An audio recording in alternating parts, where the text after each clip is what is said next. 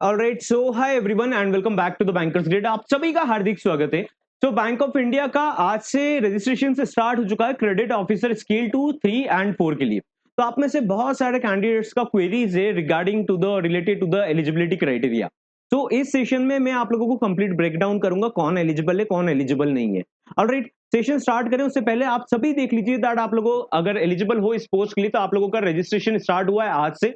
Important dates that you must not skip, that is 20 दिसंबर से आप लोगों का एनरोलमेंट रजिस्ट्रेशन स्टार्ट हुआ है। 5 January is the last date to apply for this post. तो आप एलिजिबल हो तो 5 जनवरी से पहले अप्लाई करना है। रेफरेंस का जो डेट लिया जाएगा रेलेवेंट एज ऑफ प्रूफ के लिए, प्रूफ ऑफ एज के लिए, क्वालिफिकेशन के लिए, एक्सपीरियंस के लिए, उसका एक जो कट ऑफ डेट लिया जाएगा that would be the 1 November 2025। 1 November से सब कुछ कैलकुलेट होगा, लाइक आपका एज, क्वालिफिकेशन, एक्सपीरियंस सब कुछ वही डेट तक 1 November तक काउंट होगा।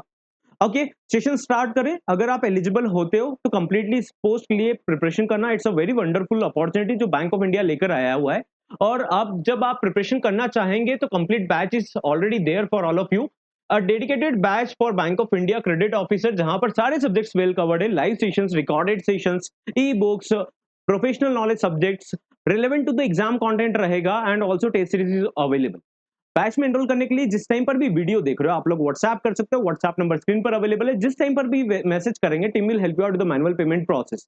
बट जब अप्लाई करेंगे एलिजिबल है तो इसके लिए अच्छे से प्रिपरेशन जरूर करना है। ना coming to the part that आप लोग एलिजिबल हो या नहीं हो, स्टार्ट करते हैं उसी पॉइंट को, दैट इज आपका एलिजिबिलिटी क्राइटेरिया। सबसे पहले तो मैं कवर अप करूंगा दैट आप लोग जो एलिजिबल होंगे उनका डिजायर्ड प्रोफाइल क्या होना चाहिए। डिजायर्ड प्रोफाइल जो मांगा गया है दैट इज क्रेडिट अप्रेजल के प्रोसेस में कहीं ना कहीं आपका इन्वॉल्वमेंट है, फाइनेंशियल स्टेटमेंट एनालिसिस करते हो, अंडर राइटिंग के काम देखते हो, प्रोजेक्ट फिजिबिलिटी स्टडी करते हो, रिस्क असेसमेंट का काम करते हो, तो आप एलिजिबल हो। ये तो ऐसा प्रोफाइल है जो आप काम कर रहे हो तो आप एलिजिबल हो। Alright, bank of India credit officer की प्रोफाइल पर अब यहाँ पर एक वर्ड और बोला गया है दैट इज कि आपने लार्ज कॉर्पोरेट फाइनेंस देखा हो, है ना। रिटेल फाइनेंस एक डिफरेंट होता है, जैसे ऑटो लोन, होम लोन, ये रिटेल प्रोडक्ट्स हो गए। कॉमर्शियल फाइनेंस देखा है तो आप लोग परफेक्टली फिट हो इस प्रोफाइल के लिए। आगे चलते हैं उससे पहले सभी का एक मेन क्वेश्चन रहता है दैट आप अदर फाइनेंशियल इंस्टीट्यूशन में काम कर रहे हो तो क्या आप एलिजिबल हो। यस, आप एलिजिबल हो। आप कोऑपरेटिव बैंक में हो तो आप एलिजिबल हो। आप आरआरबी में हो तो आप एलिजिबल हो। आप स्मॉल फाइनेंस बैंक में हो तो आप एलिजिबल हो। एनबीएफसी में हो तो आप एलिजिबल हो। शेड्यूल कमर्शियल बैंक में हो तो भी एलिजिबल हो। ठीक है, तो आप सभी किसी भी financial institution, registered financial institution में काम कर रहे हो तो आप एलिजिबल हो। किस कंडीशन में आप एलिजिबल हो, अगर आपका experience MSME, commercial, project finance, mid और लार्ज क्रेडिट का एक्सपीरियंस है तो आप एलिजिबल हो। अदरवाइज आपका स्मॉल लेवल का एक्सपीरियंस है तो आप ट्राई कर सकते हो, बट हाईलाइट करना एक्सपीरियंस को जो क्रेडिट रिलेटेड है। लेकिन अगर आपका experience MSME, commercial finance, large और मीडियम या प्रोजेक्ट फाइनेंस का एक्सपीरियंस है तो आप 100% एलिजिबल हो। आप उसमें अगर रिलेशनशिप मैनेजमेंट का भी काम देखते हो तो कहीं ना कहीं आप एलिजिबल हो, क्योंकि क्रेडिट की प्रोसेस में आप इन्वॉल्व हो। सेकंड पॉइंट आता है दैट इज आरआरबी में जो काम कर रहे हैं ऑफिसर की ग्रेड पर, तो क्या वो एलिजिबल है। तो अगर आपके पास में एक्सपीरियंस है commercial, project finance, mid and large credit, MSME का, तो आप एलिजिबल हो। अदरवाइज आप जनरल बैंकिंग ऑफिसर जैसा काम कर रहे हो और आप इसमें प्रोजेक्ट फाइनेंस भी देखते हो तो आपको हाईलाइट करना है उस पार्ट को, उस एक्सपीरियंस को ज्यादा, और आप भी अप्लाई कर सकते हो, है ना। जनरल बैंकिंग पर काम कर रहे हो और तो आपने ये केसेस हैंडल करा है तो आपको उसको हाईलाइट करना है। 2 साल का मिनिमम एक्सपीरियंस मांगा गया है स्केल 2 पर, राइट। 3 साल का टोटल एक्सपीरियंस और 2 साल का आपका इसी पर्टिकुलर फील्ड का होना चाहिए। तो आपको इसको हाईलाइट करना है दैट आप एसेट डिपार्टमेंट में एडवांसेस लोन देखते हो तो उसी कैटेगरी में आपको प्रोजेक्ट फाइनेंस को हाईलाइट करना है। अगर आप ऐसा कर पाते हैं, आपका प्रोफाइल आपको अलाउ करता है, तो आप इस पोस्ट के लिए एलिजिबल हो, अप्लाई कर दीजिएगा। Same with public sector bank. Other public sector bank से अगर आप आ रहे हो और क्रेडिट का पार्ट है आपका, एडवांसेस, लोन एडवांसेस का काम है और स्पेशली एमएसएमई इनका है तो आप लोग एलिजिबल हो। अदरवाइज अगर आप किसी रिटेल प्रोडक्ट में डील कर रहे हो तो आप हाईलाइट कर सकते हो तो आप अप्लाई कर दीजिएगा।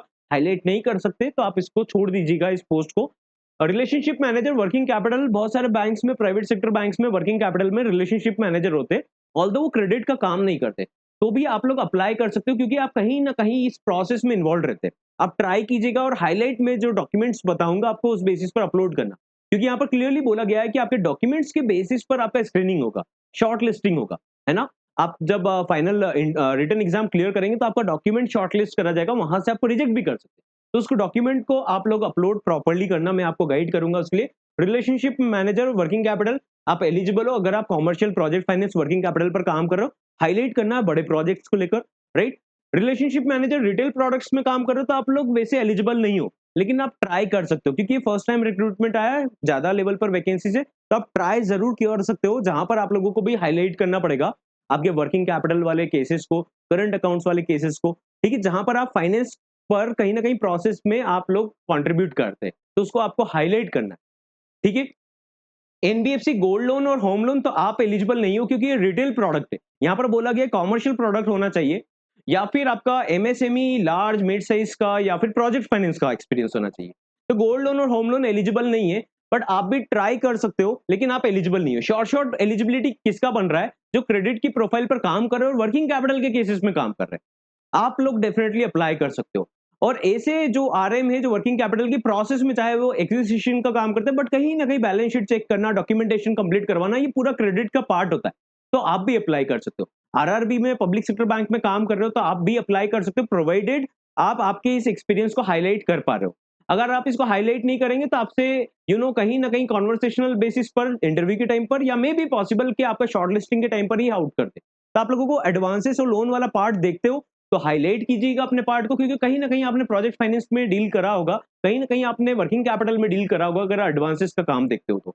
अगर जनरल एडवांसेस का काम देखते हो, ब्रांच मैनेजर हो प्राइवेट सेक्टर बैंक में, तो भी आप अप्लाई कर सकते हो प्रोवाइडेड आप अपने ब्रांच के टारगेट्स को हाइलाइट कीजिएगा कि आप इसके ऊपर एक्टिवली काम करते हो, इसके बिना आपका इनकम नहीं जनरेट नहीं होता, राइट? तो इस बेसिस पर अगर आप काम करते हो, तो आप लोग इसके लिए अप्लाई कर दीजिएगा। शॉर्ट तो वो कैंडिडेट एलिजिबल रहेंगे जो क्रेडिट मैनेजर है, क्रेडिट ऑफिसर ऑलरेडी काम कर रहे हैं। और वर्किंग कैपिटल वाले केसेस में काम कर रहे हैं, एमएसएमई के केसेस में काम कर रहे हैं, कॉर्पोरेट के केसेस में काम कर रहे हैं, कमर्शियल वाले केस। तो in that case you are 100% eligible.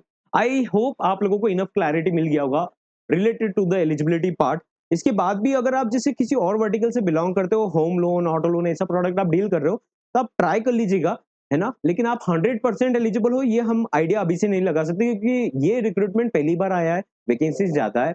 हो सकता है कैंडिडेट ना मिले तो आपको कंसिडर कर लिया जाए ऑन दैट एक्सपीरियंस, तब उस पार्ट को कंसीडर करके अप्लाई कर सकते हो और प्रॉपर्ली अपने डॉक्यूमेंट को अपलोड कर सकते हो। So that's all for today's session. I hope आप लोगों को डिटेल्स प्रॉपर्ली समझ में आया होगा। इनकेस आप एलिजिबल हो तो बैच में एनरोल कर सकते हो। इनिशियल डेज ऑफर है जहां पर आपको कंप्लीट प्रिपरेशन 2499 में अवेलेबल है। ऑलराइट, मिलते हैं नेक्स्ट सेशन में।